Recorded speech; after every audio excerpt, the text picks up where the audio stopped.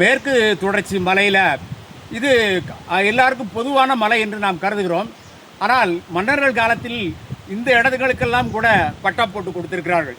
சிங்கம்பட்டி ஜமீன்தார் அவருடைய நல்ல நண்பர், அவருடைய வாழ்க்கையெல்லாம் கேட்டு நான் முகநூலில் எழுதியிருக்கிறேன். அவரிடம் அந்த சிங்கம்பட்டி ஜமீன் கதையை கேட்டேன்.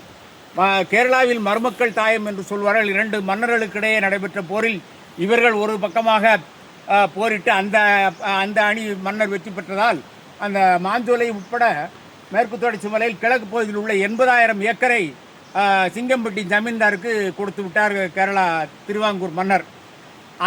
அப்பொழுது அதற்கு முன்பு இந்த மேற்கு தொடர்ச்சி மலையில் இப்பொழுது நான் வந்திருக்கின்ற இடம் குரங்கணி வழியாக நரிப்பட்டி வழியாக சாலப்பாறை என்ற கிராமம்.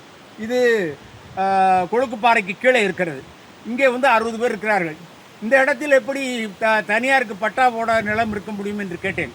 இந்த இடத்தை திருமல நாயக்கர் காலத்தில் அவருடன் படையில் போரிட்டவர்களுக்கு அவர் இந்த இடத்தையெல்லாம் ஒதுக்கி கொடுத்திருக்கிறார். அவர்கள் வழியாக அது மாற்றி வந்திருக்கிறது. ஆங்கிலேயர் காலத்தில் 100 ஆண்டுகளுக்கு முன்பே இந்த இடங்களை எல்லாம் அளந்து பட்டா போட்டு கொடுத்திருக்கிறார்கள்.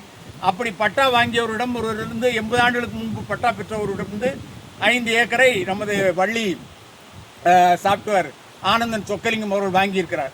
அவருடைய நிலத்திற்கு இங்கே அளந்து கொடுத்துக்கிறார். இதுதான் சர்வே கல். இதில் ஒரு குழி இருக்கும். இப்பொழுது இந்த சர்வேயை ஜிபிஎஸ்ஸில் பதிவாகி இருக்கிறது. அதில் ஒரு சிப்பு வைப்பாங்க. சிப்பு வச்சோடனே இந்த காற்றுடைய மொத்த இடத்தையும், அதே போல் இவர் எப்படி செய்கிறார் என்றால், இந்த இடத்தில் அவருடைய தொழிலாளர்கள் எப்படி வேலை பார்க்கிறார்கள் என்பதை 1 மணி நேரம் 2 மணி நேரத்துக்கு படம் எடுத்து, ஜிபிஎஸ் படம் எடுத்து, கீழே வந்த பிறகு அங்கே தான் இணைய இணைப்பு கிடைக்கும். அங்கே இருந்து அப்லோட் செய்வார்கள். அதை பார்த்து இன்றைக்கு இங்கே வேலை நடந்திருக்கு என்று சென்னையிலிருந்தே அவர் சரிபார்த்து கொள்கிறார்.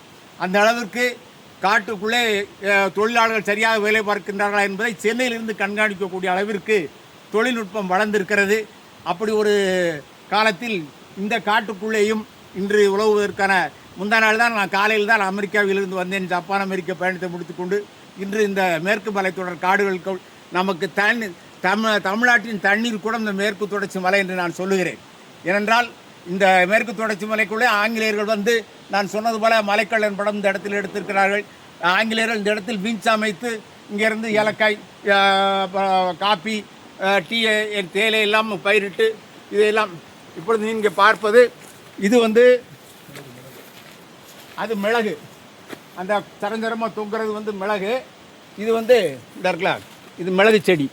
இந்த மிளகுக்காண்டி தான் இந்தியாவே அடிமையாயிடுச்சு. அங்கேருந்து வெள்ளைக்காரன் கைப்பற்றுறது மிளகு செடி. அதுக்கப்புறம் இலவம் பஞ்சு மரம். அதுக்கடுத்து இது காப்பி செடி. இதெல்லாம் காப்பி. இந்த விளைஞ்சிருக்கு பாருங்கள், இதுக்கெல்லாம் காப்பி. அப்படி ஒரே இடத்தில் 3 விவசாயம் நடக்கிறது.